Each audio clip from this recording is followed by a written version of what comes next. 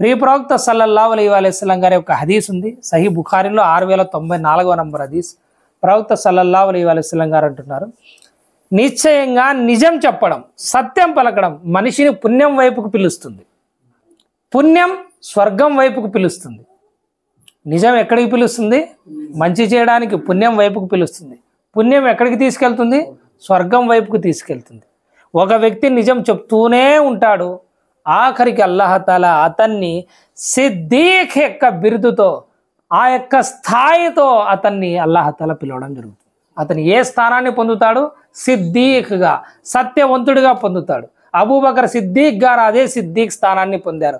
ఇమాం జాఫర్ సాదిక్ గారు అదే సిద్దీక్ స్థానాన్ని పొందారు. అట్లా సత్యవంతుడుగా పిలువబడతాడు. ఇతను నిజాలు చెప్పేవాడుగా ప్రజలు గుర్తిస్తారు. అల్లా వద్ద కూడా ఇతను నిజాలు చెప్పేవాడని రాయబడుతుంది. అదే అబద్ధాలు చెప్పుకుంటూ కూర్చుంటే ప్రవక్త సల్లల్లాహు అలైహి వసల్లం గారు అంటున్నారు, నిశ్చయంగా అబద్ధం పాపం వైపుకు తీసుకెళ్తుంది. పాపం నరకం వైపుకు తీసుకెళ్తుంది. ఎక్కడ స్టార్ట్ అవుతుంది ఇది? నిజం అబద్ధంతో స్టార్ట్ అవుతుంది స్వర్గం నరకాలు.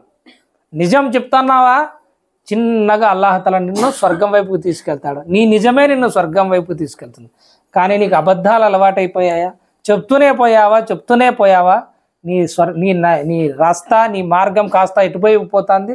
నరకం వైపుకు పోతుంది. ఒక వ్యక్తి అబద్ధం చెబుతూనే ఉంటాడు, ఆఖరికి అతను అల్లా వద్ద అబద్ధాల కోరుగా రాయబడతాడు.